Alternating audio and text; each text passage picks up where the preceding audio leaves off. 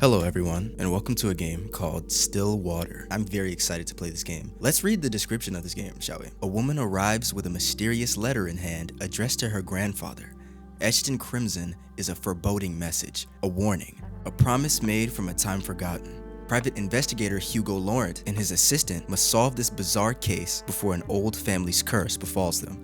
I'm actually so excited to play this game, I can't even express it. So far from what I'm seeing, the art style of this game looks gorgeous. It looks so fucking pretty. And I'm just ready to dive right into it. I just need to play this game. It's supposed to be a short experience, which is what I was looking for. But I don't know, maybe I'll get immersed to where I want it to be longer. Let's see. This is a work of fiction. The resemblance to any real-life people is purely coincidental. This game contains depictions of horror, mature themes, violence, and strong language. Viewer discretion is advised. That's pointed towards you, viewer, as much as me. I'm sorry, but I can't stay here anymore, Nina. It feels like I'm going crazy. Calm down. If we can just talk it out. So many strange things keep happening one after another. Oh, this is who's talking. Every day there's this damn dripping sound. I thought it was just leaking something at first, but I check every faucet, every ceiling, everything. And still, I still hear it everywhere, constantly echoing in my ears. Please listen to me. Oh, but the water. That damn water. Water? Yes, it's everywhere. Pools of it are all over the house, and every time I try to mop it all up, another will appear. Sounds like you just need to fucking tend to your pipes, ma'am. Where's the leak, ma'am? Where's the leak, ma'am? There's no end to it. But it's at night. It's at night when it comes. What are you talking about? I hear someone or something walking along the hallways at night. Maybe it's just my grandfather? No, Nina, it's not him. I thought it was, but it's not. But I've seen it. That thing. I only glimpsed at it once, but I'm more than certain that thing was not your grandfather. Ever since that night, I would lock my door and pray it would walk past my room. I don't know what's going on, but I swear it just keeps walking, always walking on pools of water. Sometimes I hear them randomly. Their steps are erratic and faint, but I hear them. Just this steady pace, up and down the halls. But I think recently, it's no longer like that. What do you mean? Every morning I follow to see where these wet footprints lead. It walks towards something, more clearly than before. It would walk down the halls, climb the stairs, and turn corners. All of it, I'd follow. Eventually, the trail would come to a stop. It would all stop right by your grandfather's room. His room? If this is some sick joke to scare me away, then please stop. It's not a joke, Nina. I meant when I said there's something wicked going on in this house. That can't be true. Bro. Yeah, I'm sorry to break the immersion right now, but holy shit, I'm already so fucking locked in. I'm already so locked in. This is how you start a game, all right? Yandere boyfriend. I know this is a lot, but you have to believe me. I can't stay here any longer. I'm sorry, Nina. It's okay. I understand. Thank you for taking care of my grandfather up until now. And I'm sorry for all the stress I've caused. I'll be sure to pay you right away as soon as I can. Nina, listen to me! I don't know what's happening around here, but... The woman on the phone cautiously looks around, turning her head constantly back and forth, looking over her shoulder to find if any others are listening in. She grips the phone so close to her ear in a vice-like grip before speaking again in a hushed tone.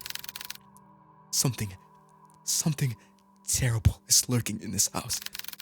I don't know what it is, but please, as soon as you get back, take your grandfather and just leave this place. Leave? I can't just leave everything behind. We have nowhere else to go. Please, Nina. This place is not safe. The rumors, they're true. The curse is real. The One Piece! My family is not cursed. But Nina, at this rate, you and your family will... Enough! Jeez, Nina. A pause. Cold and sharp tenseness drains the call as both women, exhausted and stressed beyond their comfort, try to strife their growing frustrations towards one another, neither yielding to the other's thoughts, only leaving anger and hurt to fester through the silence.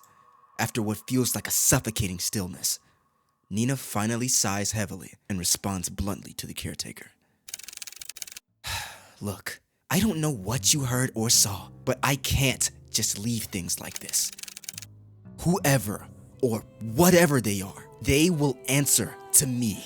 What are you feeling like? I'm in this bitch with you. I don't know if you know that, but I'm here with you. You're gonna have to answer to us, so you better have some firepower to back up these words. They will answer to me. I won't let them have their way. I don't have time to waste my energy on this stupid curse. So, if you can't help me, then so be it. I'll find a way. Nina. My grandfather is all I have left. He is all I have left. What the fuck? Is that her grandfather? Yo, he looks good for his age. My God. Dinner, 7 a.m. That's how you start a game, boy! That's how you start a game! I'm locked! Amid a foggy morning, there sits a man by the corner of a booth. He drinks black coffee and, depending on his mood, occasionally orders a donut. And today, it was just black coffee. Oh shit, it's Hugo! It's fucking Hugo! That's the guy! He's doing the thing! That's the guy from the thing doing the thing! It's Hugo, look at that chin! The nigga chin! The nigga chin! Ugh. I swear, I've never seen that amount of paperwork in my life. A freaking mountain worth of it. You're a valuable member of our team, Hugo. My foot! I'm starting to believe that I was bamboozled into joining the agency. Okay, jaded, middle-aged man, Hugo Lawrence, age 30, takes a good look at his cup. I need to turn this music up, dude. I appreciate the music being at a reasonable volume because a lot of visual novels have their settings all out of whack and I have to go in here and fuck around with shit before I get started. This game knows. And God, listen to that music. Oh my God, dude. Oh, I'm about to blow. I'm getting flashbacks to like one of my favorite visual novel games ever. Oh my God, this music is so good. The music's good. The music is good, bro. It's literally the first video on my channel. God, it's giving me that same feeling. Oh my God. That music. Okay. Let me stop fucking spanking my shit and get to reading. Hugo Laurent, age 30, takes a good look at his cup of joe and chugs it all in one sitting. That bitch steaming, Hugo. God, he got that iron throat. He then continues to grumble to himself about last night's grueling work at the office. I really need to find a different job.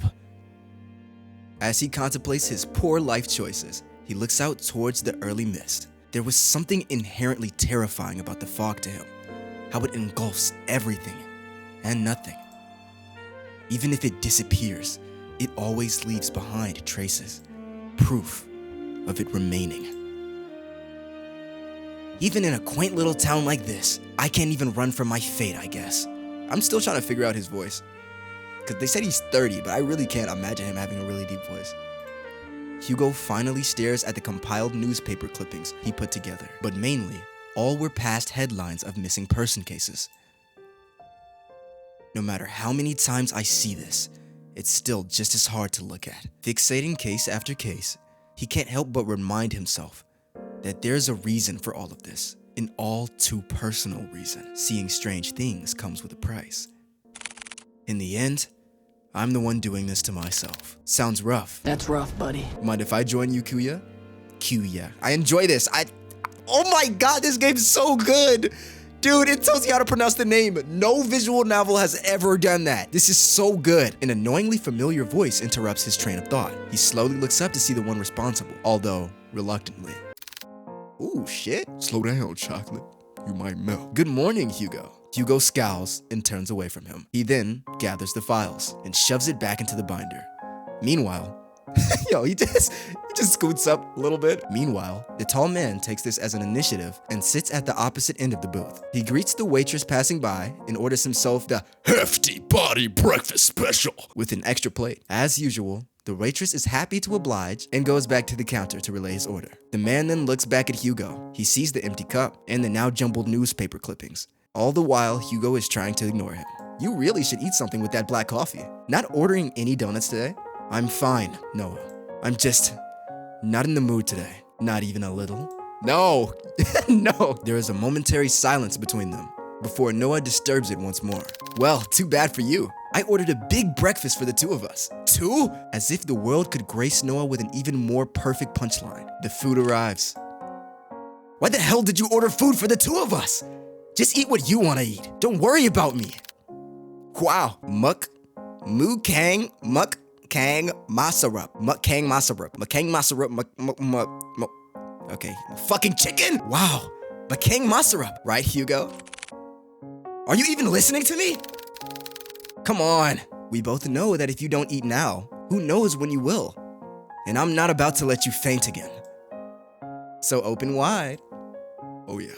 This shit getting gay. Yeah, y'all know that's my favorite part. Oh, he's thinking about it. Open wide, pal. Come on. Noah de Leon, age 27, a natural-born charmer, is also the only person in the world who lovingly threatens him to eat every day. You need someone like that in your life. You need someone who lovingly threatens you to drink water and to walk. Those are the small pleasures in lives that not a lot of people get, so if you have it, enjoy it. With a pensive look, Hugo finally gives in and eats the generous spoonful without further complaints. It's good. Right? Good food will always cheer you up. Damn him. Damn you. I got swept away again. Damn, bro. You know what they say. Horses don't stop, they keep going. Hustlers don't stop, they keep going, bro. Not even to eat a singular spoonful of breakfast, I guess. Oh, by the way, the chief will be out for a business trip. She mentioned it'll be for a couple days. When did she tell you this? I didn't hear anything about it. Yesterday, I think? Yesterday? A baked bean! A baked bean! Baked bean that! I feel like he sounds like a 30-year-old who's been smoking for 50 years. She told me to sort out the cabinets yesterday. She didn't mention anything about a business trip. I guess it was a pretty sudden one. Well, I mean, she did tell me to tell you. And lucky me, I know where you go every morning. You know what? I'm not surprised anymore. Well, what do you want to do? We technically have the day off. I'm gonna head back to the office. There's a couple more boxes I didn't get a chance to sort out. In that case, I'll come with you. Why? You could just rest for the day. And pass up the opportunity to get to know you better? Kuya. Quit it. Yes, it's getting gay. Let's go. This shit better blossom. I already love their dynamic. It's kind of like the Up dynamic, the classic Up character dynamic of the grumbled old guy and the happy-go-lucky young guy, even though there's really not that big of a difference between their ages. Oh yeah, and you can't forget that fucking bird. I don't want you here, and I don't want you here. After their enlightening banter, the two of them finish their breakfast, pay for their meals, and head to Hugo's car.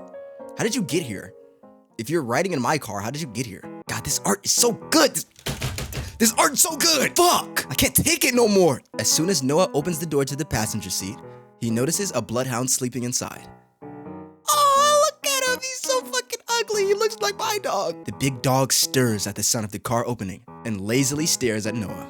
Ah, I'm sorry, big guy. He then closes the door while trying not to make too much noise to disturb its occupant, Colby. Oh, look at him! His fucking eyebrows! At the sound of his name, his heavy-lidded eyes slowly peek to see who calls for him. It is his one and only partner, his human.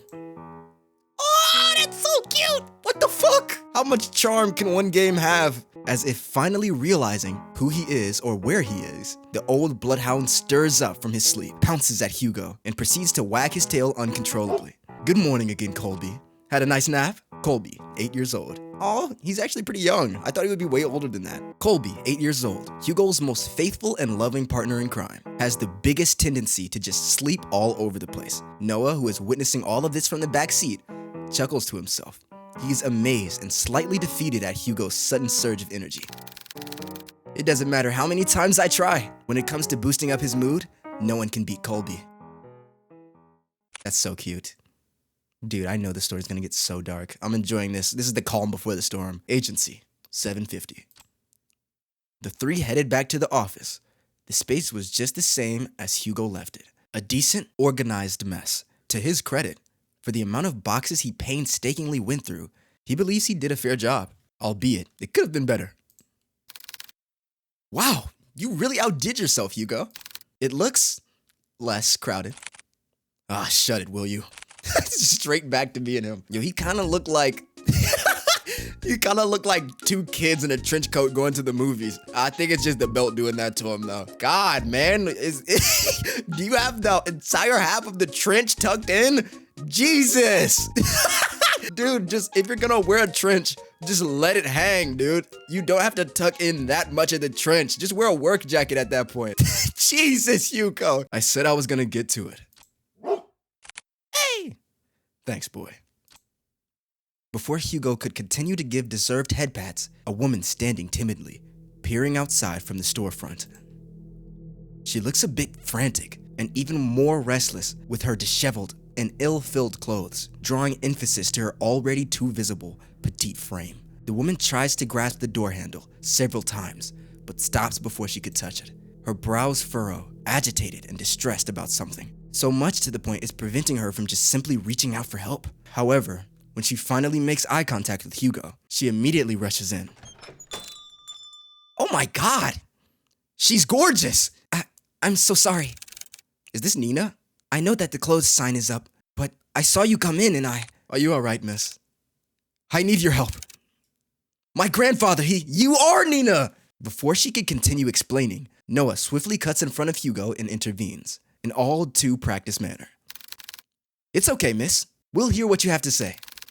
So please, why don't you sit right over here? Noah gestures to one of the empty seats at the other side of the office. The poor woman hesitates for a moment. She clutches desperately to the strap of her purse, her eyes focused apprehensively on them and the gestured seat. After mulling over Noah's offer, she quickly glances back and then nods. The woman then walks towards the corner of the room and sits at the edge of the sofa. Her posture is wary and tense, giving no sign of comfort for even this brief moment of peace. Can you start off by telling us your name? I'm a goofy goober! I don't know what's wrong with me. I can't stop it. I'm addicted to Bob. I apologize for earlier.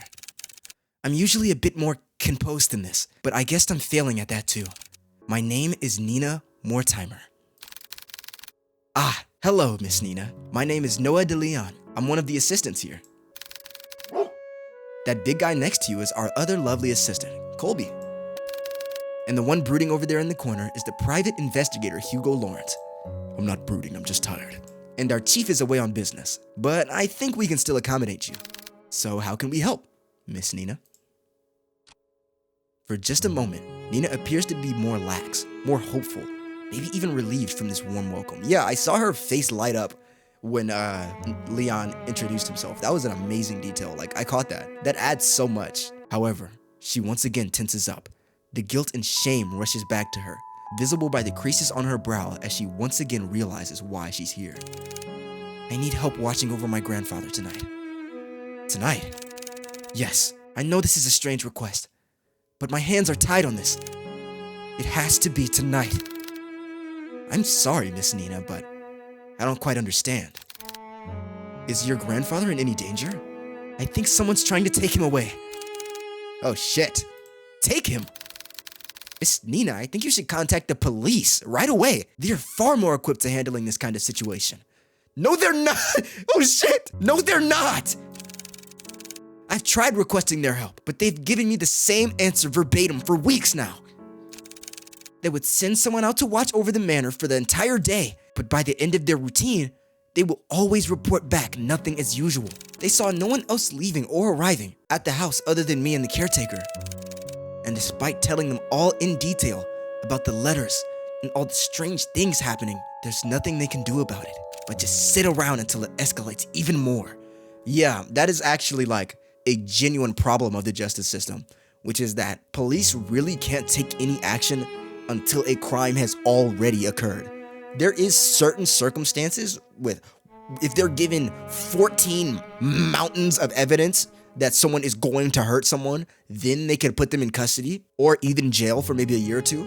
But in majority, 90% of the cases, they really can't do anything until someone's already been hurt. And I feel that's a gigantic hole or a weakness of the justice system today. There's nothing they can do but just sit around until it escalates even more. I can't wait any longer. Any more than this, then it'll be too late. If only I knew who Lewis was. Lewis?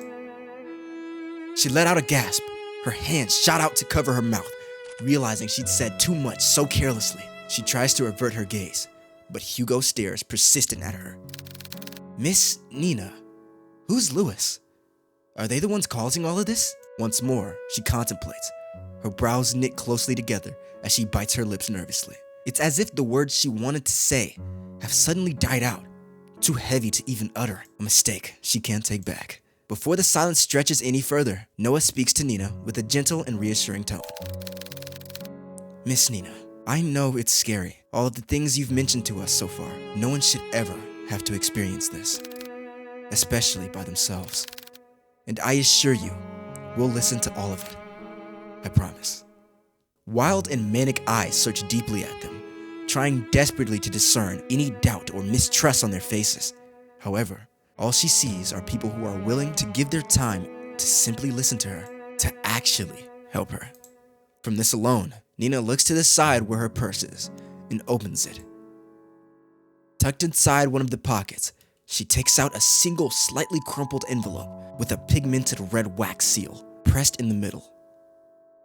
At glance, Hugo can tell right away this letter appears to be a bit more worn out and antique.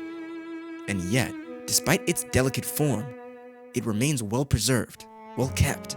Is this like time travel stuff? Like this is a letter that was sent from the past to the future? Hey, I'm just spitballing here. I'm just throwing things out. Get the fuck up, you nasty bitch. I don't know how the fuck you jump on my son, you little nasty ass nigga. I don't see you giving any guesses. As if the letter itself was untouched by time, forever waiting to be opened. Someone's fucking drifting outside of my house. Go to sleep, it's 10 o'clock. My grandfather has been receiving cryptic letters for the past month now. The letters didn't come from any address or the name of the sender. But this one is different from the rest. This had the name Lewis on it. Lars. As she hands over the letter, Hugo notices her hand slightly shaking.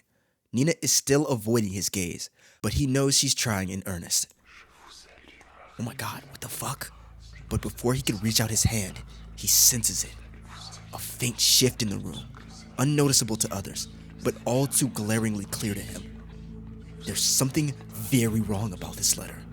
Suddenly, Hugo recoils his hand away in pain, like being struck with something sharp, so spontaneously that even if the pain disappears within seconds, a hint of it remains.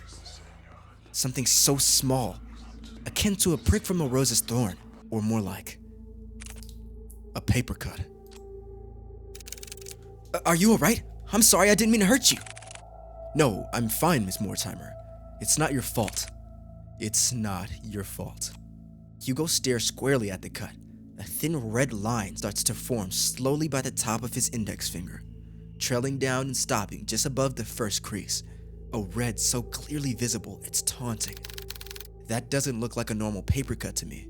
Let me get you a band-aid. It's fine, Noah. I don't need one. But really, it's fine. It doesn't even hurt that much. Noah takes one good look at him before sighing expiratedly and sitting back down in his chair, still eyeing on Hugo's hand. Hugo shrugs and returns his attention back to the letter. But this time, luckily, nothing happens.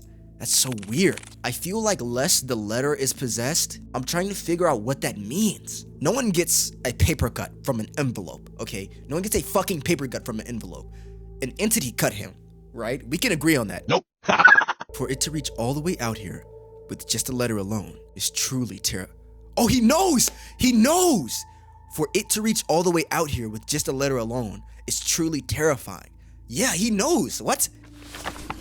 Carefully, he removes the content of the envelope and unfolds it. So, an entity is not possessing the letter itself, but it's like the remnants is still there. Remnant, fucking PTSD from Scott Cawthon ran that word into the fucking ground in my cerebrum. At first, it looks like any other normal written message. A person named Lewis is asking the other, Henry, to come and meet him by the lake at midnight, needing to share something important with him, He got murdered. Yep, he got murdered. However, what's eerily striking about this is not the letter itself. Peering at the bottom of the page, a message scrawled, unlike the rest, stands visibly out to Hugo. A message that shouldn't be there. Remember our promise, Henry. When did you receive this letter? Yesterday. And your grandfather? Yep, oh my god, I think I fucking called it. Is Henry the grandfather? And whoever sent that message is the ghost haunting him. If I'm wrong, hit me with a water bottle right now. Definitely something happened after that letter was taking place. They met, somebody got murdered, and now he's being haunted for some reason. And your grandfather, where is he right now? He's currently back at the house with a caretaker. So is this conversation happening pre-intro? Because I swear the caretaker quit. I promised them I wouldn't be out for too long. I made an agreement with them, you see. Oh, what sort of agreement? The caretaker, we have now agreed to watch over my grandfather, but only during the day. Before nightfall, they would leave exactly at the same time. Before nightfall. I wanted to believe this whole thing was an elaborate scheme to scare my family away. I know this sounds crazy, but at one point, I thought everyone was in on it. The mail carriers, the officers, the caretakers. Everyone had a hand in making our family suffer. But this one was different. Up until now, I've never heard of anyone by that name. Not a relative or family friend. But they clearly know who my grandfather is.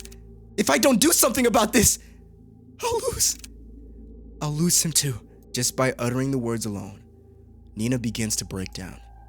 The stress, the anxiety, the fatigue, all of it is finally catching up to her. Her body hunches forward, her hands pressed close to her eyes as she tries to cover the stream of tears running down her face. Oh, you're making Colby cry! As an act of comfort, oh my god. As an act of comfort, Colby sits closer to Nina while Noah fetches tissues for her. Hugo, on the other hand, is puzzled. Yo, I don't know if this is crazy to say, but Hugo really reminds me of House. I'm not trying to scare you, but there's a camera and a microphone in this device. There's a camera and She said this whole thing has been going on for the past month, but something doesn't add up. And before nightfall, I think there's more to this that she's not admitting. Whatever happened with the letter, I'm more than certain that whoever or whatever Lewis is, they're coming for blood. Take the case, reject the... Bro, okay. I didn't know I would get options in this game. This game is so good. Yo, this game is so fucking good. I did not know I would get options. Okay, let me stop sucking it to the base right now. I haven't even finished it. I really want to know what happens if I don't take the case, but I don't know if this game has autosave, so I'm not even taking the risk. Do you want more tissues? We'll do it. We'll take on your case. For a moment, everything goes still. Their eyes and attention are slowly directed at Hugo, whose eyes have a certain glint to them, now unwavering and more determined than ever. Before anyone speaks, Nina stands up and wipes away a stray tear from her face and walks up to him. You'll take it? Hugo simply nods. Thank you! Thank you! You don't know how much this means to me. We're glad to help, miss. Nina! Please call me Nina. Well, Nina, we'll do our best. Nina smiles at Hugo and Noah in gratitude. Her eyes renew with a faint gleam, a hope that maybe things will change for her and her family for the better. However, before heading out, Nina reaches into her bag once more. She takes out a small piece of paper and a pen and hastily starts jotting down something. I'd best be on my way now. I'll let grandfather know ahead of time you'll be coming. Also, this is my address. I'll be sure to greet you all when you arrive. And thank you again. Truly. She politely bows to them and walks out of the office, already reaching into her purse for her car keys. Hugo watches from his desk as she goes to open the driver's seat. Nina looks back at the office window and takes one last look at Hugo. She waves slightly at him before finally pulling out of the parking lot and driving off. Once out of sight, Hugo turns to look at his cluttered desk. Still messy, but presentable. I guess I'll have to sort these out later. Again. Okay. Okay. This would be a terrible time to stop and have this be episodic, wouldn't it?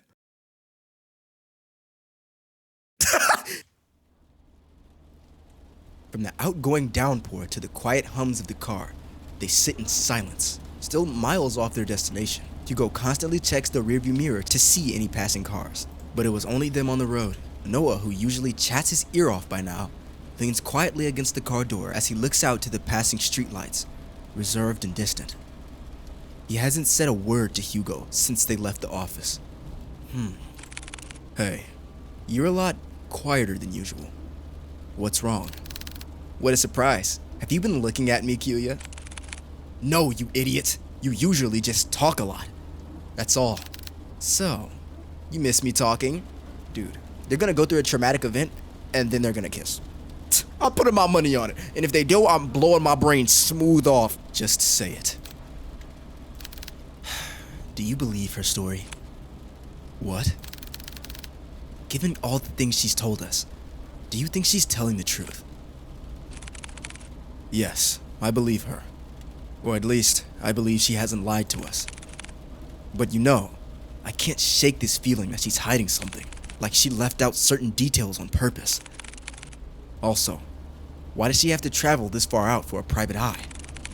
Surely, there must have been another far closer to her home than ours. I just don't know how to explain it. As expected of you, Hugo. Are you making fun of me? No, not at all. I'm just admiring your observations. I didn't want to offend Nina earlier, so I kept quiet until she finished. But her last name caught me off guard. Her last name is Mortimer. And y'all remember my theory, right? It's time travel, death, spirit. Who has the last name Mortimer without being related to Doctor Strange? Come on now! Shut the fuck up, you nasty bitch. I don't know how the fuck you jump on my son, you little nasty ass nigga. Have you heard about the Mortimers? They're a pretty distinguished family that owned an esteemed fishing company. Well, they used to, I believe. They've yet to name an heir. What do you mean? Shouldn't it naturally go to Nina? It should, but I don't know why. From what I heard, each time they try to name a successor, that relative mysteriously disappears. I'm really trying to think about what remember our promise means. Like, during every piece of context the story gives me, I'm really thinking back to the letter and everything that happened. I don't know, I'm just throwing shit out there. Gone without a trace, or so anyone thought. Their bodies would soon turn up months after. And you know what's strange? All of them have been labeled as accidents by local news. No foul play, just another unfortunate loss for their family. They've been stuck with so many tragedies that, over time, people began to believe they were cursed or something. Cursed. I think I can understand why she wouldn't go to the police again. They most likely thought she was seeing things and went along with the procedures just to keep face. But deep down, they must have thought she'd gone mad. I can't imagine all of this for Nina. And most of all, who knows what we'll find there. Is that why you decided to come with me? To protect me? Aww! Well, partially. I'm more worried about you, though. Me? Why? Think of it this way. I'm the appointed driver. When you decide to do some pretty reckless shit, I'll be there to drive you to the local hospital. Besides, 2's better than 1. Exactly. I was fine with Colby coming with me. Oh, Colby's here! Listen to me. And I want you to listen clearly.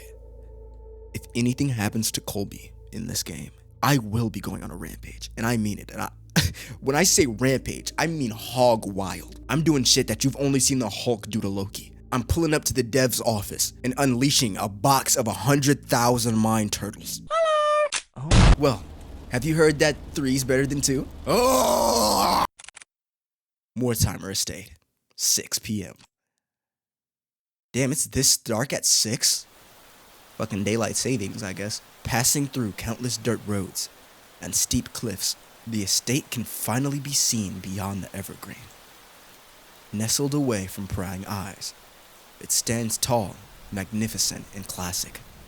Truly a rarity only afforded by the privileged. And yet, with all its opulence, it looms from the distance. Hugo and Noah could only gaze at the sheer scale of the manor.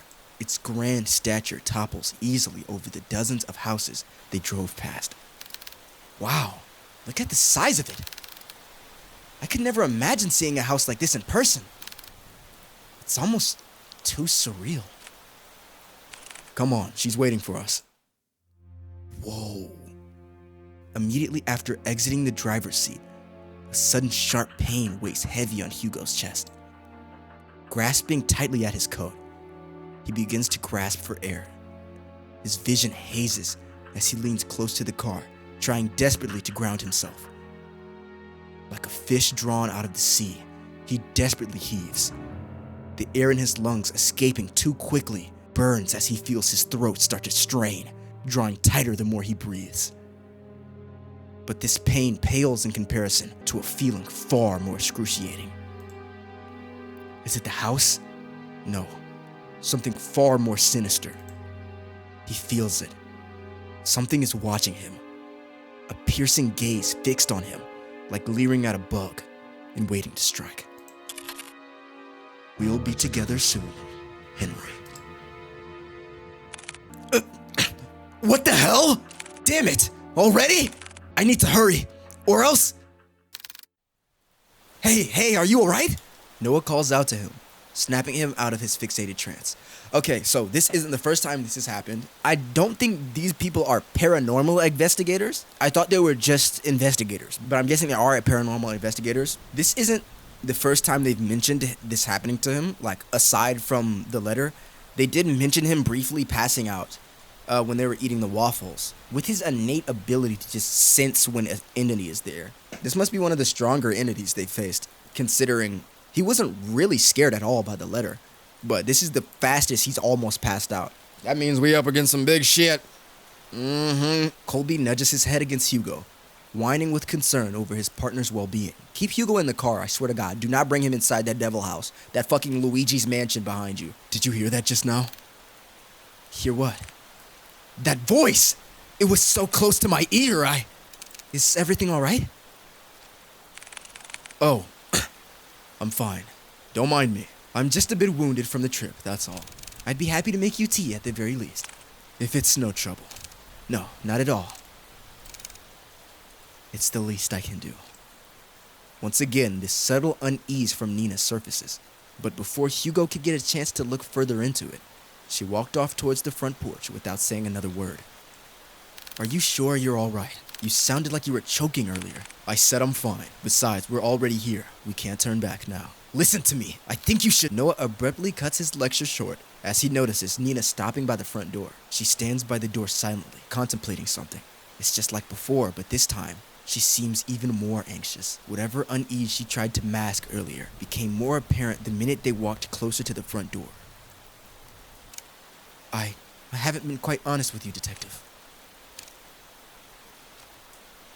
Just like before, as if carefully choosing her next words, she decides that, in this situation, words are not enough. You'll see for yourself what I mean.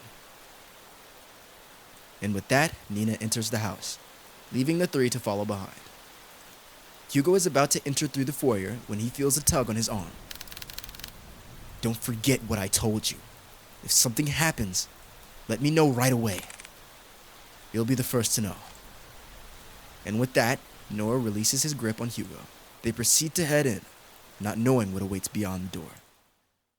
Greeted with a brightly lit hallway, Hugo notes immediately that the interior is just as grand, adorned with floral accents and antique furnishings.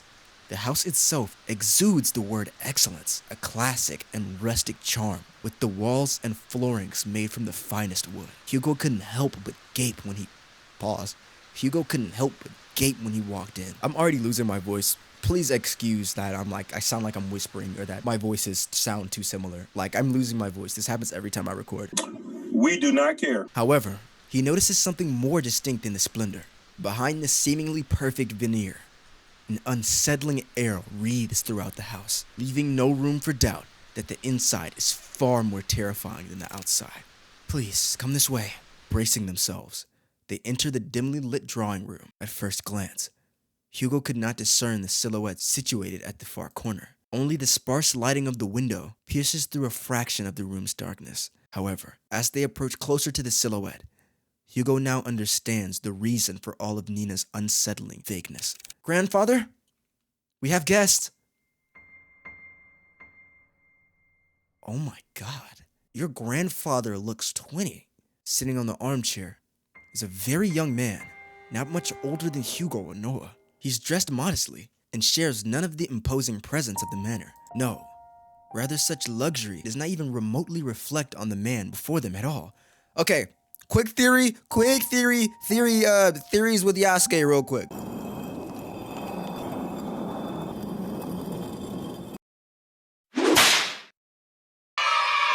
This is the reason that Nina cannot be the successor. This right here. This guy has been stuck in this form, this young form, since before they were even rich and famous. Since before they had a monopoly on fishing. He's been cursed to stay this age, and for some reason, due to the family's curse, nobody can ever be the heir because he's still alive. The current heir is not dead. He's just immobile. So it does look like some time travel fuckery is going on here, but it's as if the flow of time had stopped only for him, while the rest had continued changing drastically without him. Just like the letter, timeless, delicate, and jarringly out of place. Staring only at the window, the young man sits there dazed, with little acknowledgement of the people around him. Still, motionless, like a doll. Grandpa, these are the people I spoke of. This is Detective Laurent and his 2 assistants, Colby and Noah. They're going to help us. Even after introducing them to the head of the Mortimer estate, Hugo and Noah could not help but feel unnerved. The man before them is supposed to be frail and older than any of them, and yet, here he remains, forever unchanged, forever young. They've come a long way, so I'll be making some tea. Would you also like some, Grandpa? He does not reply back, nor does he glance at Nina or anyone else in the room. Yeah, I was wondering why she kept talking to him, because even in the beginning, the intro, he still hasn't moved from him. But then I remembered that, nurses who, tend to brain dead patients or patients in comas, you're actually supposed to speak to them. You're supposed to have conversation with them to keep their brain active. I'm guessing that's what Nina's doing, which is so cool. That's such an amazing touch to add to the story. Only fixates his gaze on the rain. Nothing else. I'll be sure to make a cup for you too. She then timidly gestures to Hugo and Noah back to the foyer. Bearing more questions, the 2 follow Nina outside. But before they leave the drawing room, Hugo takes one last look at the young man. There is an all too familiar air about Henry Mortimer. His eyes, they're similar to his own. What? No, they're not. What does that mean? This might tie back to the fact that Hugo has a weird connection to the paranormal.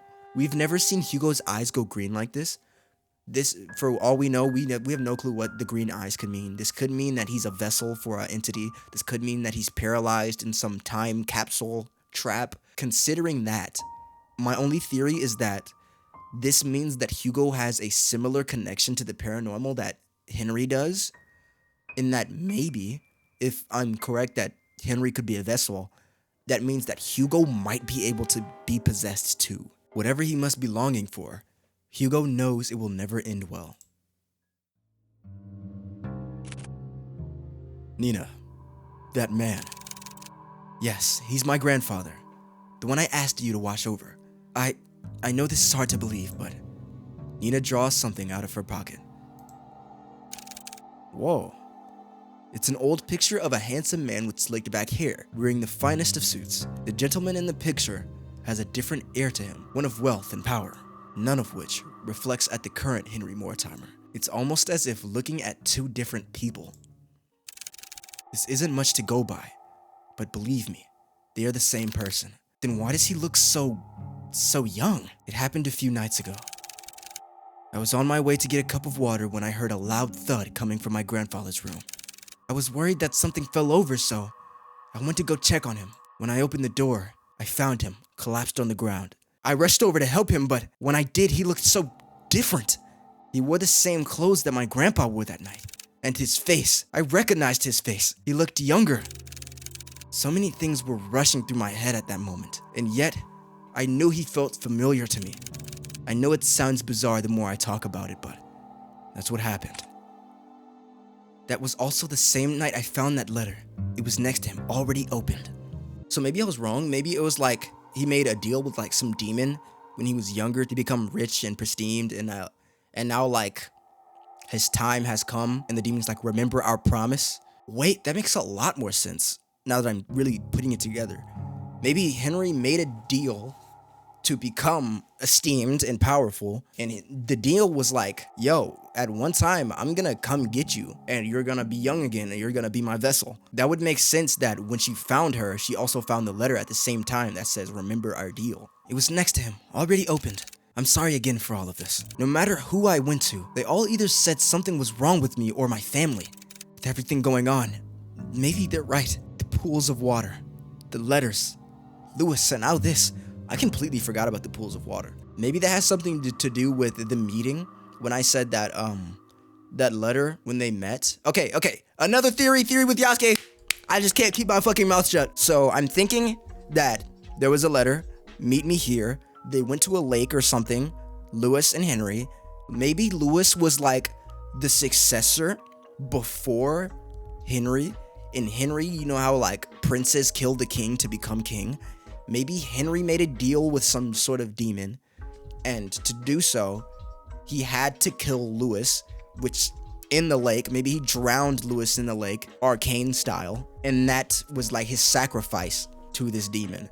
And with that, he became esteemed, powerful, and him drowning him in the lake would make sense with the pools of water showing up in the leaks, who I'm, along with this demon being present, which I'm assuming is Lewis, the one that may have drowned. That would all connect the leaks and the pools of water to his death and why he may be haunting this place. But that does also leave the demon.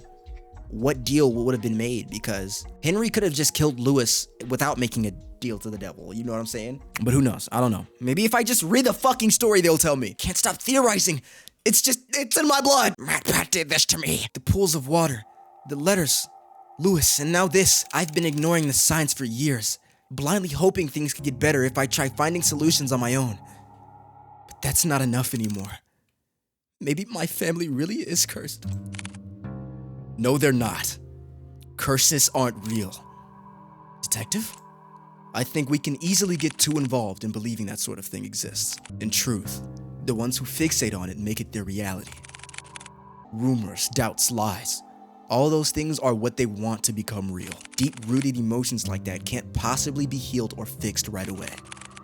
But like a curse, those emotions drag other people down with them. Okay, Hugo, get a podcast and a YouTube channel, bro. I'm tapped in. Personally, I think you were caught up in all of this. But I assume you, will see this through. For you and Mr. Mortimer. Thank you. Good. What a nice guy! What a nice guy! What a nice guy! Now, our first priority is to find more about Lewis. Nina, the letter you showed us back at the agency, do you still have it with you? Yes, it's here. Do you mind if I borrow it for a bit? I'll be sure to give it back. Of course, but what are you going to do with it? I've searched everything on that letter, and I still couldn't come up with clues. I'll be using it as reference, or a guide, if you will. Is it gonna be like, if the demon's close, he'll feel that sensation, or he'll be cut like he was at the orphans? That's actually so cool if that's true. I'm afraid I can't discuss too much of the process. Trade secret and all. Any slapper. I cracked myself up. Of course. I'll check upstairs. Noah, you and Colby check the ground floor. Got it. Before they leave and do their own investigations, Hugo grabs a hold of Noah's shoulder. He leans in, close enough for Nina not to hear. Keep a close eye on Mr. Mortimer and Nina. Especially Nina. I don't want her to get dragged any more than she already is. So whatever happens, keep her safe. Hugo, you... Fine. But remember, yell for me, okay? I know. Thank you, Noah. I'm counting on you. You too, boy.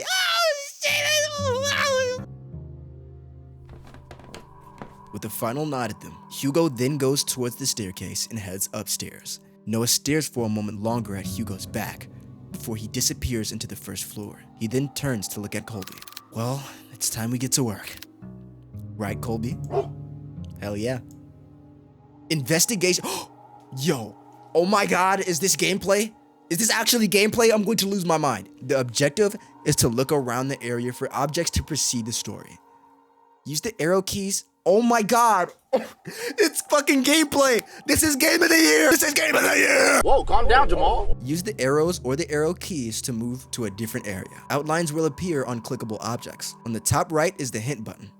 I'm not using that. I ain't no bitch. I ain't no hint clicker. You think I'm a dirty hint clicker? Okay. Oh, Colby, you good boy. There needs to be a pet button. You good boy. Picture frames are all covered. Doesn't that usually happen when someone died?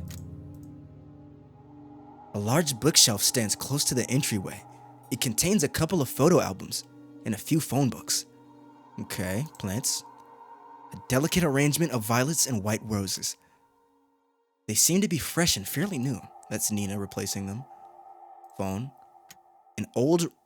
Okay, I might sound like very Gen Z, I can't do anything on my own, but I have no fucking clue how to use one of these. I've never had to use one of these in my life.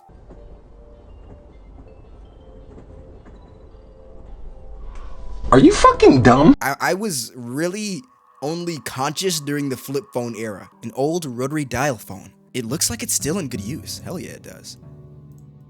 Okay. So that's all. That's everything I can click here. Clickable items. Let's see if they're sneaky and hiding anything. You can't look down or up. I'm getting fucking, whatever that elevator game I played. I'm getting fucking PTSD from that game because I didn't know you could turn around the whole time. You see, there's one issue. Oh my God, I can turn around. Oh my God, I could move the whole time. No. You are a worthless, bitch ass nigga. You should kill yourself now. I will not be reliving that. Woof woof. Oh. Yeah, woof woof, Colby. I'm really just clicking everything right now. Something must be hidden that I'm not seeing. I refuse to click that hint button. You must be sick. You said there's phone books. I don't know what else to click. There's nothing else glowing. What the fuck? What the fuck? What the fuck? I didn't mean to do that. Yeah, woof woof, Colby. Oh, I swear to God I've tried to click on him multiple times. Mr. Mortimer still sits motionless by the corner of the room, his gaze never leaving the rain. Okay, so I can click on things in here. Colby, could you like sniff somebody out? Like, I don't mean to put you on blast right now, but can you sniff something out or something? I'm struggling here. I swear to everything I've tried clicking on that. Frames decorating the walls are covered in white sheets, veiled with a thin lining of dust on top of each one. Wow, there's so many paintings covering the walls. Are there more like this all over the house? Yes, my grandfather commissioned many back in the day. Oh, your grandfather's a commissioner, okay. Fucking W in my book, support your local artist, dickhead. But sadly, he doesn't do that anymore. Nina, I can't help but notice the paintings are covered. How come? I did that. She probably felt like they were staring at her as she walked past or something. I covered them for my grandfather's sake. For his sake? Yes. He was pretty obsessed with them, you see. There were times when he would mutter to himself and would just stare at the paintings for days on end. It worried me so much that I had to cover them all. Since then, he hasn't stared at any of them. He just sits quietly looking outside. I see. About the paintings, I also noticed they all have similar theme. They all had water in them. Well, we're about to get some context on the puddles. I know this isn't a coincidence, since you've told us before. If there's anything you know, anything at all, please tell me. Noah, can I ask you a question first? Sure, go ahead. Huh? Do you believe in mermaids? Mermaids? I don't suppose I do. Why? Casting her gaze to the floor, Nina anxiously fidgets and slightly clasps her hands together. She then briefly sighs and continues. Well, there's this story, or rather, more like a fairy tale that my family has passed down. A fairy tale? Yes, well, it feels like one to me. It was about a fisherman who fell in love with a mermaid. Every day at night, he would go out by the shore to gaze at her beauty, but one day she vanished, leaving him confused and heartbroken. Determined, he would sail many seas for a chance to see her again. Sailing from coast to coast, new lands beyond and back, he would go. Not long after, fortune followed him all throughout his journey and made him one of the wealthiest and most highly respected in his village. However, despite all the wealth he gained through his travels, he never found the mermaid again. She would only be a dream, nothing more. And that's the end of the story. It doesn't end happily, but I guess there was a lesson behind all of it. I just never understood it. I don't get it either. If there's a lesson in that story, it's a sad one. So there was a mermaid. Immediately my mind went to thinking that the mermaid could have been the theoretical demon that he made a deal with. And that would make sense that after he left the demon, he only saw fortune, but could never find him again. So he finds this mermaid so we're substituting mermaid for demon right now in my current theory. He finds this mermaid, makes the deal, gets fortune, and then now here we are. So I'm not sure if I'm completely just fucking beating my old theory with a bat and discarding it yet. It's still in the back of my head. But there's no way that story doesn't have some hefty story consequences. I just never understood it. What do you think happened to the mermaid? I know it's an exaggeration, and yet I still can't help but wonder. It's hard to say. I just feel bad for both of them. To be honest with you, I'm not a fan of sad endings. If it were me, I would wish the fisherman and mermaid could see each other again. Or at least, that's what I think. Even if they weren't meant to be with each other? Yeah, I think so at least. I wouldn't want to imagine going through a journey all by myself. It's hard being alone. Yeah, she felt that one. She felt that one. Journey all by yourself. She felt that one. More timer estate, 11:30. Damn, time has passed! Wasn't it just 6? After searching vigorously through each of the rooms, he knew his findings would eventually lead him here. This is it. Hugo walks towards the nearest lampshade and switches it on. Dimly illuminated, he sees the extent. What is that? I need to pick that up now. Dimly illuminated, he sees the extent of how lavish this part of the house is, from the customized window drapes to the vintage furnishings. Everything here exudes that extravagance, but much like the interior Hugo has seen so far, he finds this one in particular reeks of it. Plastered from wall to wall, a gloom lingers. It's as if the room itself is moldering, despite its preserved nature. Give me that paper, baby. Okay, it's multiple papers. Let's see. Immediately I go to the chest. A classic wooden chest lies at the foot of the canopy bed. Its lock still firmly holds, safeguarding whatever is inside. Okay. Bed. This bed is not made. Someone slept in it recently. I'm guessing it's the old man. This is when he fell out of bed. Oh, wow. You really cut that fucking corner, don't you, Hugo? I thought there was about to be a mean-ass jump scare.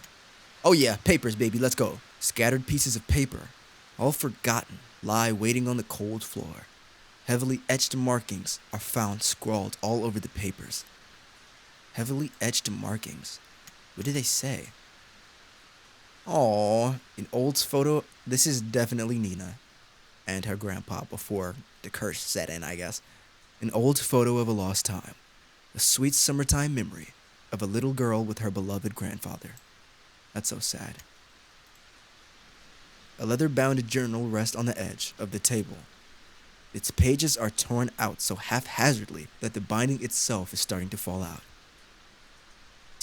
A pristine pearl white tea set sits patiently by, untouched and unused for quite some time. You know what else is untouched and unused? You, viewer. You get no bitches. What else is over here? Painting atop of the fireplace, unblemished and unmarked by time, hangs a curious and familiar painting of a beautiful woman floating on water. More water. More water. Every time water is mentioned, I just have to log it in my brain now, in my cerebral, my dubla oblongata. I have to log it. What does that mean? Obviously, the woman in water is a callback to Nina's story. Man, this story is setting up to something crazy. Because for some reason in my brain, at least with the information I have now, I cannot connect the curse, the story, and the letter back to why he is immobile and young. I'm really trying. Their bookshelf. A meticulously organized set of academic books, ranging from non-fiction to geography. All are on display. However, hidden behind the vast collection are some children's fairy tales, all carefully kept. Are we about to find the book Nina was just talking about? I need to hurry. I don't want to stay here for too long. More time rest date 150. It's been 20 minutes.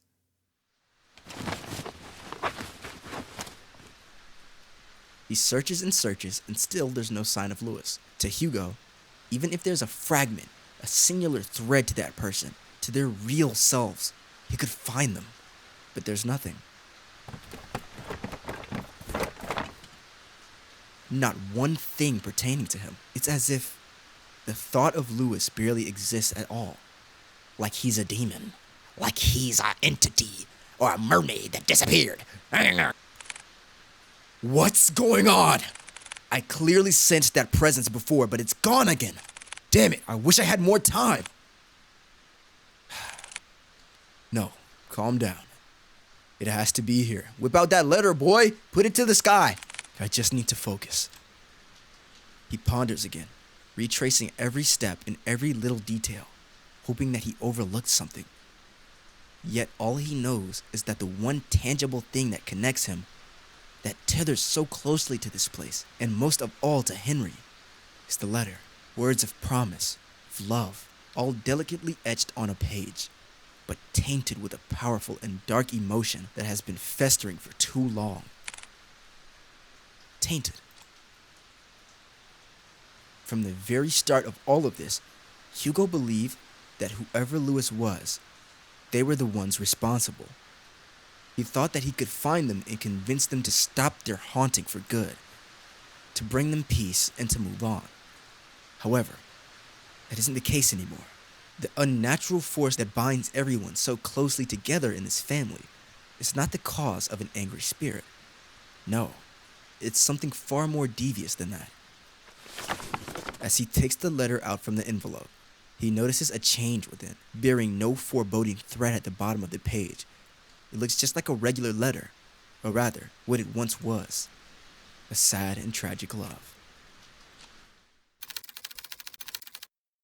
If you can't come then, I understand. Things have gotten more complicated with your mother ever since she found out about us, right? I'm sorry, Henry, for everything. It hurts to see you so torn up like this. I would never hurt you or drag you along with me. If this is to be our farewell, then can't I ask you for one last favor? Could you keep my locket?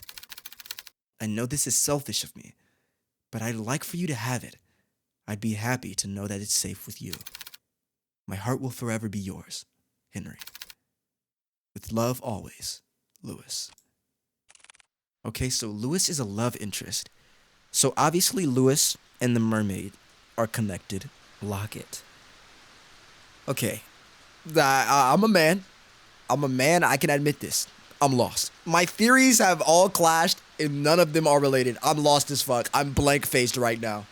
I have to recollect myself. The fact that Lewis is a love interest, man, that just dismantles everything.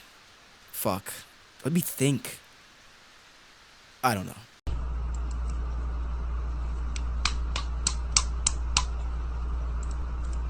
So this was the true letter.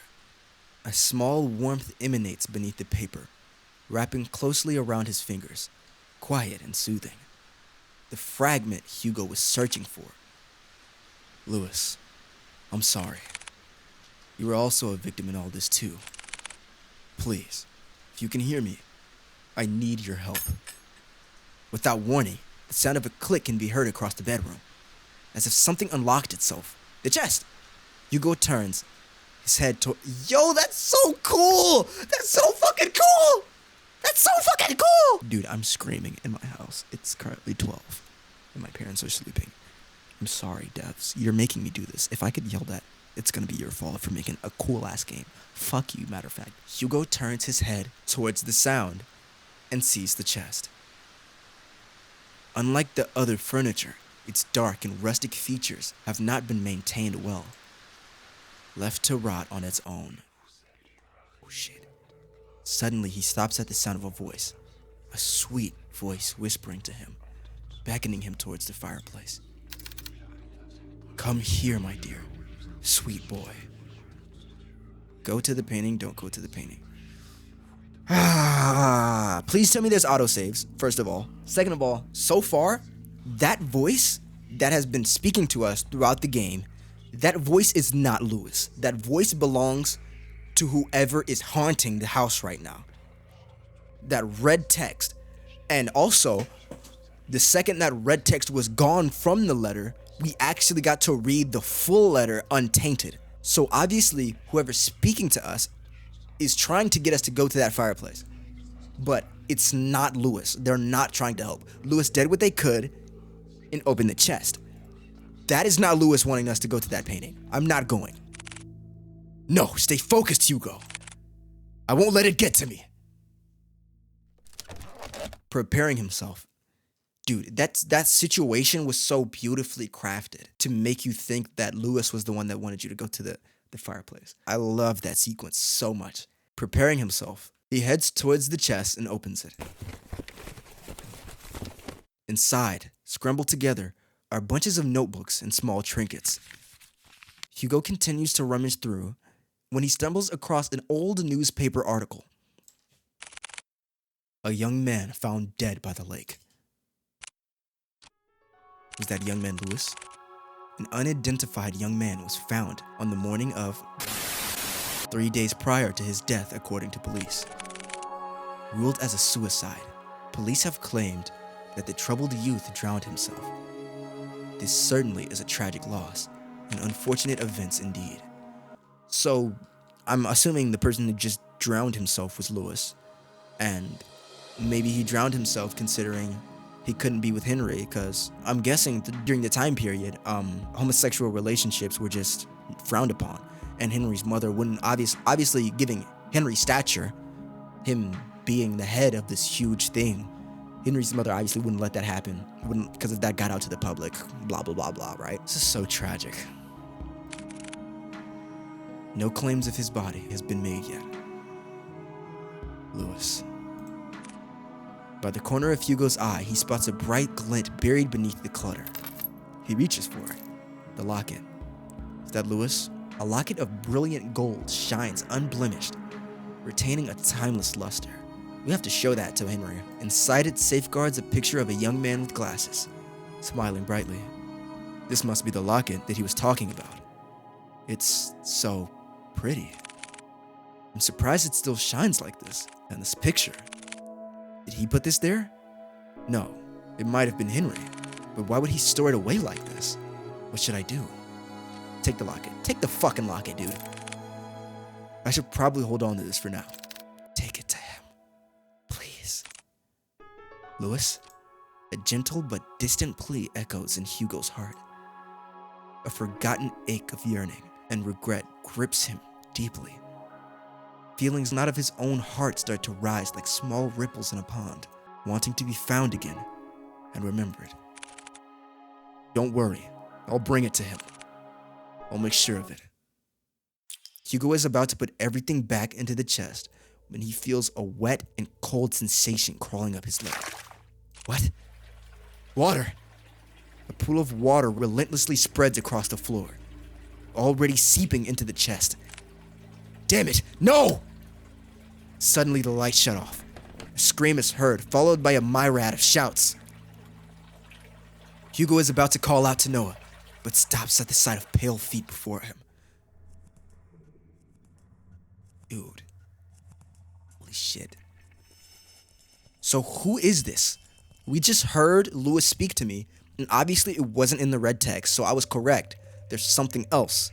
There's something else in this house that isn't Lewis. Who is this? Because this is the red text. I'm trying to think. Could it be the mother? Who else was mentioned? I have no idea. Looming over him stands a tall and ominous figure. His face is shrouded in complete darkness, devoid of any human emotion. It appears as a young man, but Hugo knows that it's far from it. No, this very thing is trying to imitate a human form, trying to be human. Hugo could only stare back. Paralyzed with fear, he is forced to watch the horror as it slowly creeps towards him. It's just like before, the sensation of someone staring at him from within. But this time, it's drawing nearer, inching ever so closely.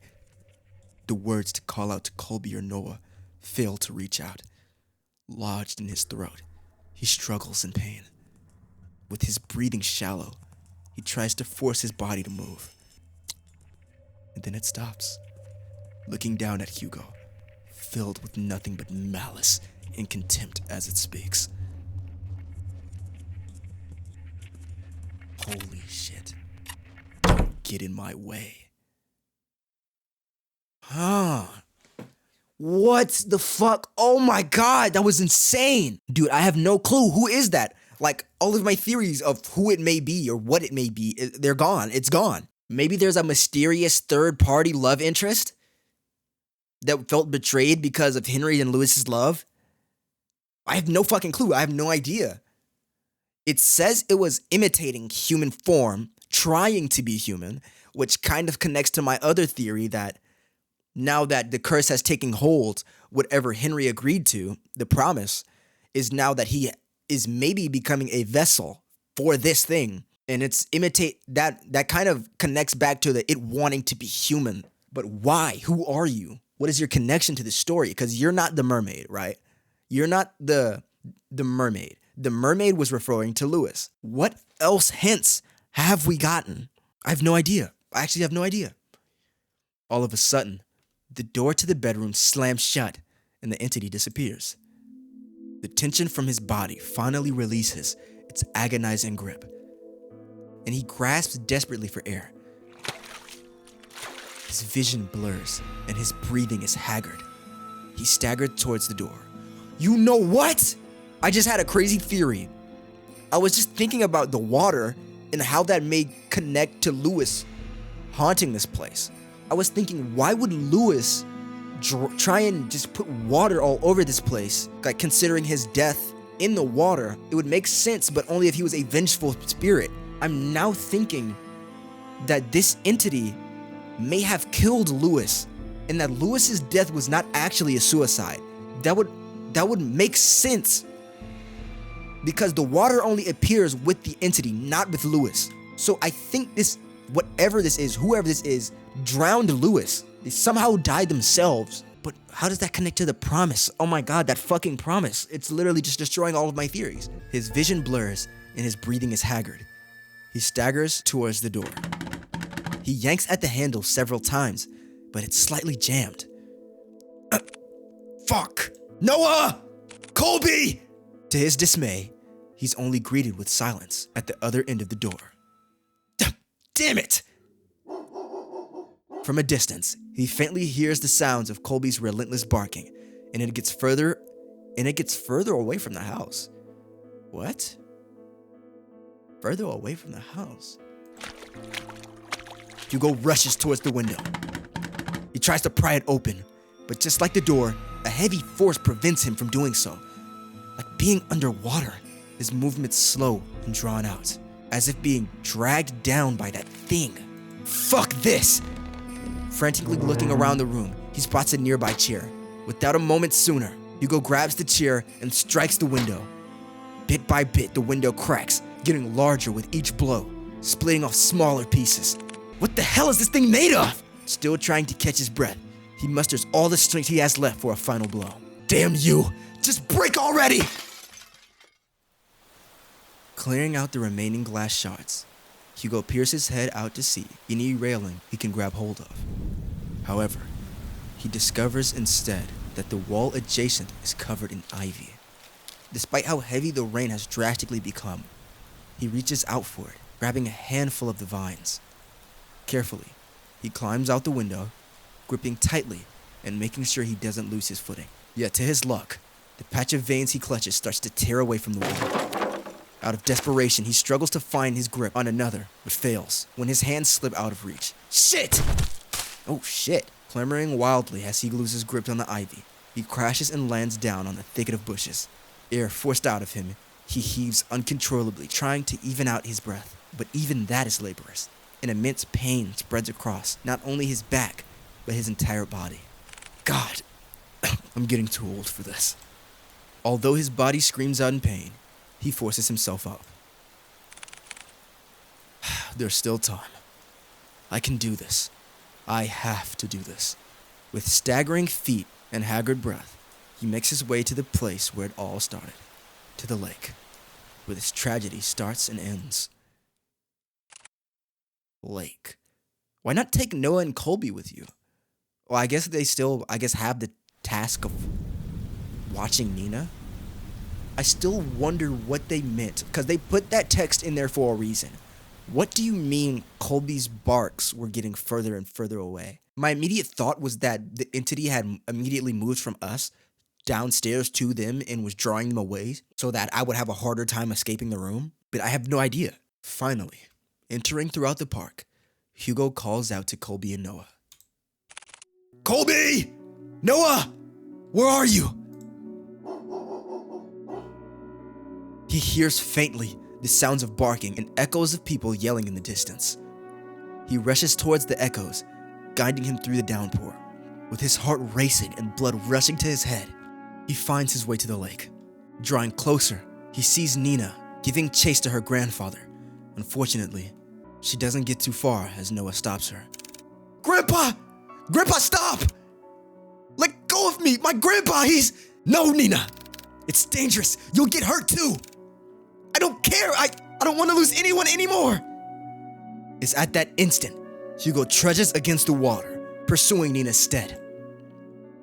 Hugo? No, don't!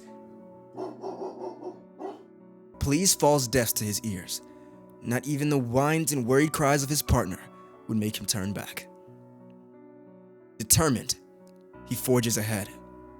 Nearing the deep end of the lake, he sees Henry Mortimer gazing directly at the abyss.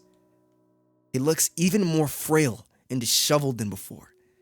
It's as if all the life he's lived up until this point has been to fray, draining every ounce of himself and surrendering it all to the lake. Before Henry could lean in, Hugo reaches out and tugs on his arm. Mr. Mortimer, listen to me! Nothing is waiting for you down there, so please, come back to the shore with me. Motionless and unresponsive, he stares deeply into the water. The gaze over his eyes is still obscure and persistent. There are so many things we cannot afford to lose in our lives, and you're one of them. To Nina, you're all she has left. She needs you, Mr. Mortimer. Hugo felt it, a slight jolt from Henry's arm, as if stirred by the mention of Nina. He slowly turns to face Hugo. Nina. However, just as cruel and violent as the storm, Henry jerks back, wrenching his arm away from Hugo's hold on him. No, all of this is my fault. If only I got to Lewis sooner, then none of this would have happened. He was waiting for me, was patient with me, and yet, for all the things he's done, I choose my family over him. He's gone because I didn't pick him. Henry backs further away from the shoreline. Mr. Mortimer! Oh my God, this is so fucking good. I'm literally speechless. Like, there's not many visual novel stories I play where I'm literally speechless. The fact that I'm playing this game for free right now,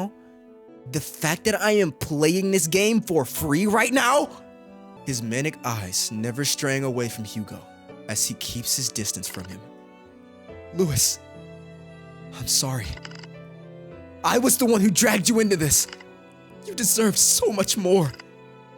And I wished. Henry struggles over his words. He claps tightly to his heart, his throat dry and taut from all that he has bottled up. From all those repressed and silent years, of just waiting for this curse to finally take him. I wish I had gone with you that night, Lewis. Show him the locket, bro. Show him the locket right now.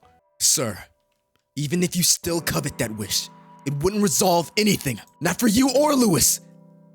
I read what he wrote to you all those years ago. He understood if you didn't want to come see him. But the thing is, Mr. Mortimer, Lewis never thought anything less of you. He said so in his letters to you. His letters. For the longest time, I wanted to believe he hated me for that, resented me for that choice. Or at least, I thought it was easier for me to think that way. How long has it been since I talked about him? It's been too long, sir. But that's why you don't have to shoulder all of this pain by yourself anymore. We can talk about it. About you and Lewis. All of it. Together. Hugo extends not only his hand to him, but a promise. A promise that Henry had yearned for so long. A way to forgive himself. He hesitates at first. This is too good to be true. I'm literally sitting here waiting for that entity to drag him under. There's a loose end that still has not been wrapped. I'm waiting for it to happen. I literally cannot rejoice. Okay? I cannot clap and toot my horn and pop confetti until that entity is dealt with and I know who he is and why he's here. I know something's going to happen. He hesitates at first. What fool believes in a deserved forgiveness? Such a thing doesn't exist. And yet, despite everything, Hugo still reaches out to him. To a stranger. Maybe he can be forgiven. As he was about to reach out for Hugo, a hand slithers around Henry's instead. Who are you? His arms unnaturally contort around him, while its head perches on his shoulders. This thing. This Lewis is no longer pretending to be human. With piercing, cold green eyes, it glares directly at Hugo, mocking him, cursing him, wishing nothing but despair. We can be saved? We can be forgiven? There is only one true way out of this. I will share it with you. The most happiest of endings. Before Hugo can reach out for Henry's hand, he disappears into the water. Mr. Mortimer! Without hearing the extinguished cries and desperate pleas, Hugo dives after him into the abyss.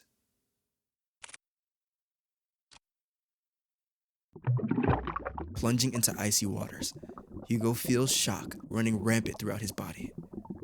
Like spikes continuously piercing from his legs to the tip of his fingers. Fiercely and unyielding, his chest tightens and his heart races as he begins to kick his legs. Hoping whichever way he goes, he'll find his way to Henry. Swimming deeper and deeper in, he sees faintly a figure slowly descending into the darkness.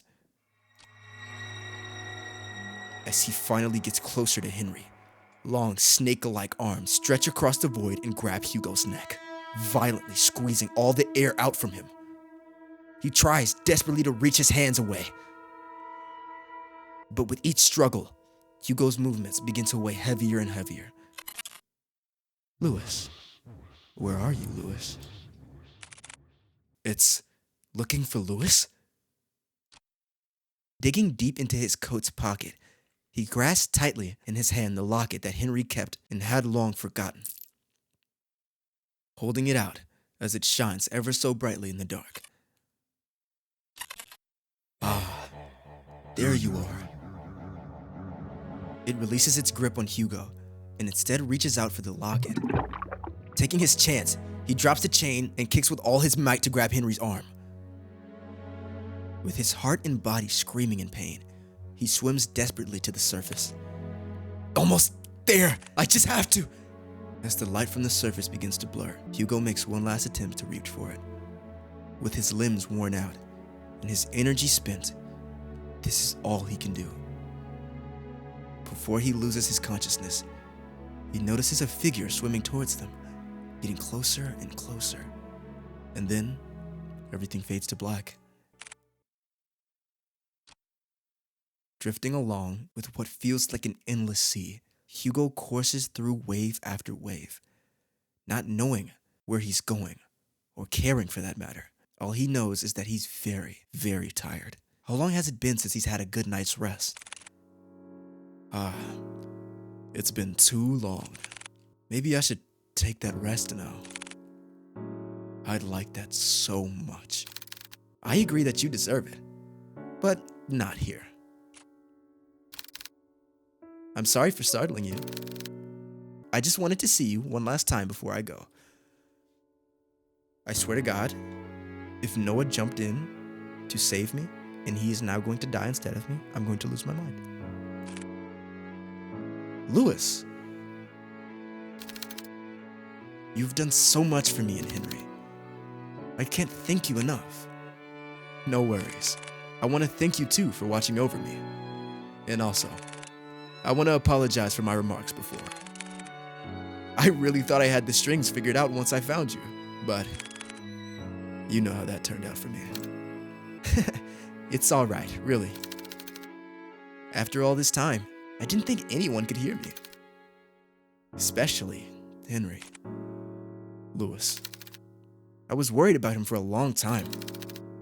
He always wanted to keep me away from his personal struggles, to keep me safe from them. But I was too stubborn for my own good. Honestly, I don't regret it. Any of it. Even if I could no longer reach out to Henry.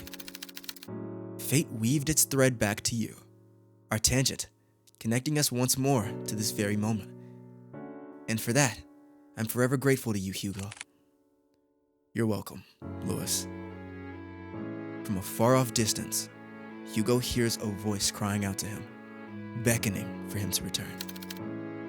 Well, they're waiting for you. I guess they really are, huh? Take care always, Hugo. You too, Lewis. Oh my God, if I could cry right now, I would be. With his eyes closed and his senses still returning, he feels the constant tugs and licks of a certain bloodhound. Oh my God, it's Colby! It's Colby! It's fucking Colby! Ah! Ah! Whining as he tries to wake up his partner. Hugo! He also hears another familiar voice, too annoyingly close for comfort. Eyes shot right open, he jerks up. Confused, Hugo looks around before he coughs up the remaining water in his lungs. Are you alright? Noah starts to pat his back, while Colby continues to whine over Hugo. What happened? Where's Mr. Mortimer? He's safe. So is Nina. They're both okay. The police and the ambulance should be arriving soon. Thank goodness. Isn't there more you have to say to me? Instead of thank goodness? I swear, you don't listen to a damn word I say! I'm sorry, Noah. Exhausted, he lets out a sigh. He then continues to pat Hugo's back aggressively when someone approaches them. Detective Laurent? Oh, Nina. There's someone I want you to meet. Yo, he's conscious! Yo! The curse is broken! Okay, one thing I'm still confused about before the curse is broken! Who was the curse? Because he said Lewis's name. He refers to the demon as Lewis. However, as we both know, Lewis has been watching over us. He's been helping us. And he's not even a poltergeist. He has no negative energy. He regrets nothing about his life. He's only tethered to Henry and Henry's sorrow. Who is the demon? There's no way it's Lewis. That would make no sense. My thought was that maybe when it was taking him, that maybe there was a deep down, very vague sense of hatred for Henry that Lewis had for not picking him, and that was being formed into the demon. But now, I have no idea. We were just in purgatory talking to Lewis, and he seemed like a chill guy. It seemed like motherfucker popped a beer before we got there. I have no idea. That is the biggest question still lingering on my mind. Yet the curse is broken. The demon was not even looking for Henry. The demon wasn't looking for Henry. it was only attached to Henry because of Henry's connection to Lewis. The second we showed the demon the locket of Lewis, it was gone. The curse is broken, just like that. I'm so confused. Who is the demon? I'm even more confused on who the demon is now than I ever was. I don't get it. I genuinely don't get it. Behind her stands an elderly man, frail in stature. He timidly looks to the side, pensively, as he ponders to himself. Although his youth has long faded, his eyes are what catches Hugo's attention. They're no longer a piercing and vicious green. Only eyes just like Nina's. Hello, Mr. Mortimer. Detective. I never got the chance to say goodbye to him. I always thought about it every day. What if Lewis lived on in this world? What if he stayed a little longer with me? It's because of that consistent mindset I dragged everyone down. And I kept hurting not only me, but Nina especially. I was the one who kept hurting her. The only one to blame for all of this. I think I get it. I think the demon was Henry. I think the demon was Henry's.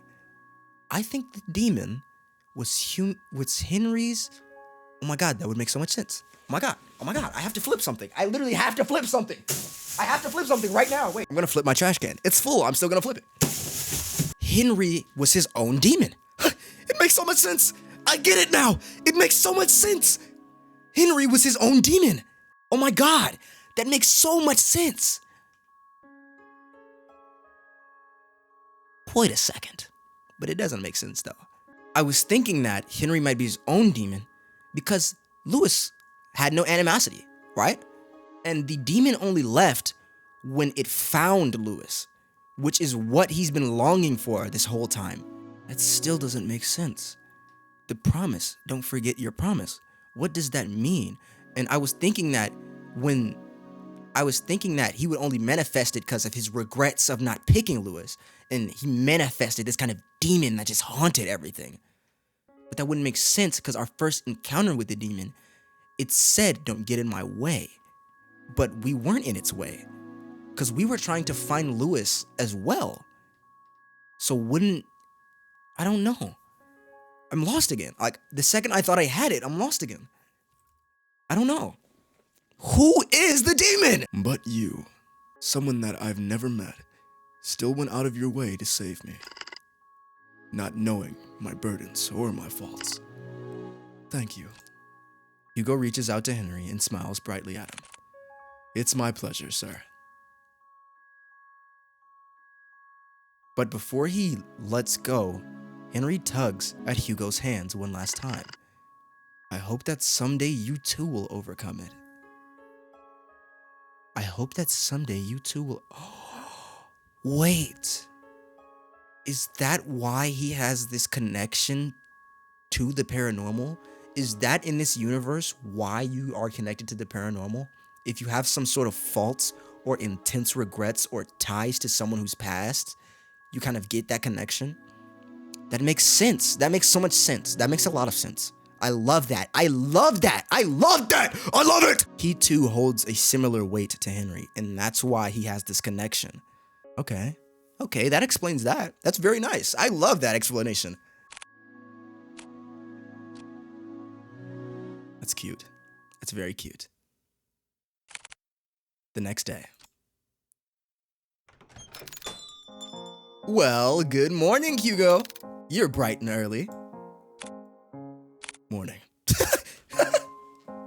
I wish I could laugh right now, but my voice is so gone. With much fervor and haste, Hugo resumes writing on his notepad.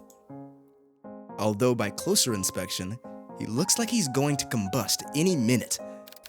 Are you writing up the report? Without looking up, Hugo responds back. Yeah, for the most part. You still need me to write yours too? I will.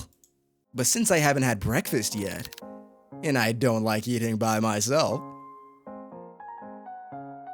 So cute. Let me guess. 2 is better than 1. Bingo. Oh my God, this is fucking adorable. This is adorable. Fuck. I'm not built to handle this. I need cars. I need trucks. I need steak. I can't handle this cute bullshit. Wow, Hugo, you're really catching on. I'm so proud of you. Oh, shut it, will you?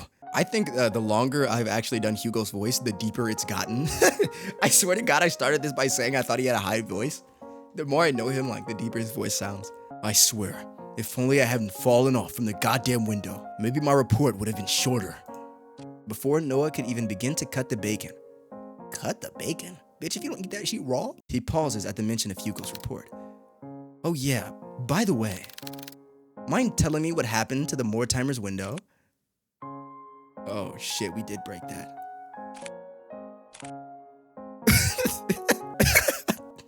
I broke it. Well, that's obvious to me. What I don't understand is, why is it broken? Do you know how much it cost to repair a window like that? I know. It was really dumb of me. I'm sorry. Besides, I told Mr. Mortimer about it before we left. Honestly, I was expecting an earful from him, and also the bill. And, surprisingly enough, he said it was okay. Lucky us, right? So what? You just called it a day after that? Thank you so much, Mr. Mortimer. You broke it. You pay for it. Would you chill? Yeah, we've literally never seen this side of him before. Of course I'll pay for it. But each time I keep insisting, he just shrugged it off. Said that we already went through a lot for them, so this was nothing in comparison. You know what?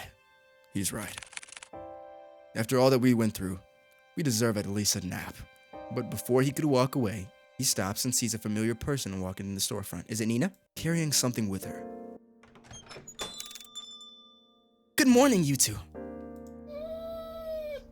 Just barely a foot through the door, a sudden bloodhound stirs up from the resting spot and makes its way towards Nina's tail, uncontrollably wagging. That's so fucking cute. God, fuck, man, fuck. I don't have the emotions to deal with that. That's so fucking cute. Developers, thank you. Thank you for not having anything happen to Colby. I think these developers they know they know that harming animals literally brings no tension or anything but making me be disgusted in media. Good morning to you too, Colby. Nina scratches behind one of Colby's ears. I'm gonna go get my dog. I'm gonna go get my dog after this. And he's about to get a whole lot of loving. He's gonna hate me. He might bite me. I don't give a fuck. Appreciate your dogs right now. Nina scratches behind one of Colby's ears, making his right foot unconsciously move on its own, scratching an invisible but desirable spot for him.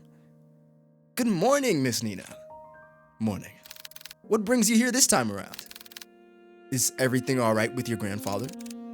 Yes, he's doing pretty well, actually. Even better than before. We talked so much last night. I hardly slept at all. But honestly, it's been a while since I last spoke to him so freely like that. I hardly felt tired at all. That's wonderful to hear. To put it bluntly, I need your help. If you two aren't busy, I would like some company eating these. Inside a clear plastic bag are a stack of 2 boxes placed on top of each other. She opens the box on top and reveals a colorful array of neatly decorated donuts, all lined perfectly. No cramped or squished spaces. A work of art in Hugo's eyes. Wow, so pretty! The donuts, they look so delicious! What the fuck? We're more than happy to eat these with you. Nina! There he goes, again with his donuts. But yes, please join us, Miss Nina. We were about to have our breakfast too, weren't we, Kuya? Always so brazen in front of others. You do make it exceptionally easy for me. You both have such a great chemistry with each other. On second thought, I'm way too tired for this. I'm gonna have to apologize in advance for this, Nina. But truthfully, I've been running on last night's coffee and I'm about to pass out any minute now. No worries. Honestly, I think a little break sounds like exactly what we need right now. Thanks. Hugo puts down his pen and proceeds to head for the couch. Colby follows after him. Would you like to join us, Miss Nina? I would love to. I guess we save these for later then. Yes, please do. Now come on, it's nap time. They bust a nap in the office. Noah sighs heavily before setting down the food on his desk, and then gestures to Nina toward the sofa, and when she happily takes his offer and joins them. Dude. Oh my god, I have no words for this story. I have to give this a round of applause. I'm giving this bitch a square of applause, bro. A rhombus of applause. This is fucking insane. The fact that I'm playing this game for free right now makes me want to squeeze something, man. This game is beautifully written. The characters are so well crafted. The story, while super short, was amazing. It made me intrigued. It genuinely made me want to know what's happening. It took no time in immersing me in this world. By the second I clicked start, I was here. I was in this world. I felt like I was solving this mystery along with them. I mean, you are old. Shut it.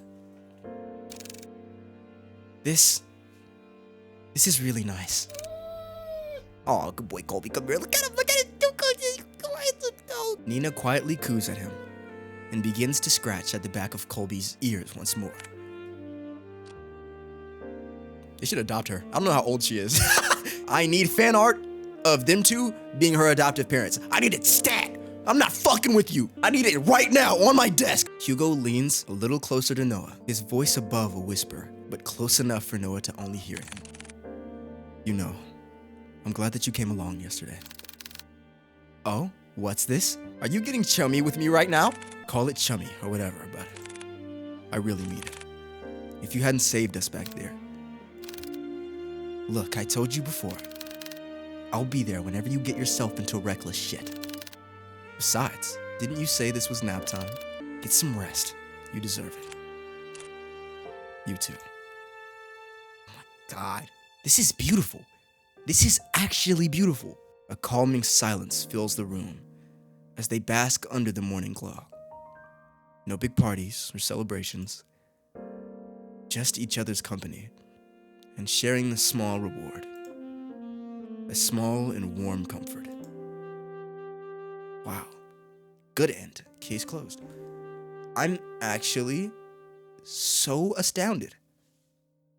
I'm so astounded. I have no fucking idea how I'm playing this for free.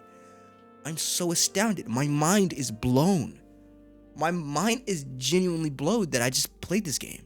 Literally, I'm like, oh, I don't really feel like recording today. I'm gonna find a game that's really short. This game seems to be a short story.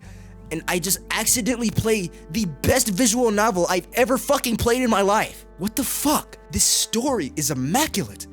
This story is actually immaculate. The gameplay sequences. There weren't many places where there was gameplay. There weren't many places where I could choose my own options. But the fact that they were there, man, in this story that's so short, it's so condensed, but it's so good. It holds so much personality. This world, the world and the characters that they built are so round and so warm and so vibrant. The way they bounce off of each other, it's amazing. The way the story like subtly hints at you back and forth so you can put the story together yourself, but then out of nowhere they throw you like a curve. It's immaculate. It's beautiful. The soundtrack is so good. There are points in the game where it's just silence, where it's just straight silence. But then the soundtrack is so mellow. It flows perfectly into the scene, and I'm actually speechless. I'm genuinely speechless. This game, you remember when I said Touch Starved was my favorite visual novel game that I've played on this channel? This game? Okay, wait, before I say that, Touch Starved, I only played a demo. I have not played the full game of Touch Starved. I will be playing that when it's finished. But as of right now, this game laps Touch Starved like 4 times. The only thing about this story is that I still am not fully aware of who the demon is. I feel like everything was wrapped up in the prettiest bow, but I still don't know who the demon is. I had a thought of thinking it was Lewis before Lewis was revealed. It's obviously not Lewis. I had a thought of thinking it was the mother, but it's a male demon. It also wasn't attached to Henry. It was attached to Lewis. It was looking for Lewis through Henry. I had the thought of thinking that it was maybe Henry's regrets personified, but it was going against us. It was going against our mission of finding Lewis, which wouldn't make sense because that was its mission as well. So I don't really understand. I'm not sure. But other than that, which probably if given I play the different endings, maybe I'll get it. But man, this story, please, for the love of God, go to this itch.io page, go to their Steam page, and just give them money. Buy the game. Buy the fucking game. Just buy it. Art style was amazing. The art style was so good. Bro, the atmosphere is impeccable. The second you get into this world, you feel the vibe they're trying to create. When you're in the car, you feel the vibe. When you're in the office, in the lighting and the particles, you feel it. You feel the energy. You're there in that situation. I could stand here the entire rest of the video and just gush about this game. But I think I've done enough. I'm sorry that I didn't really speak much during the middle and end of the game, because I was just so immersed in the story. I didn't really want to ruin it. I really just didn't really pop many jokes off, but that was Stillwater, man. That was Stillwater. Give it a round of fucking applause, man. All right, that was Stillwater. I'll catch you guys next video.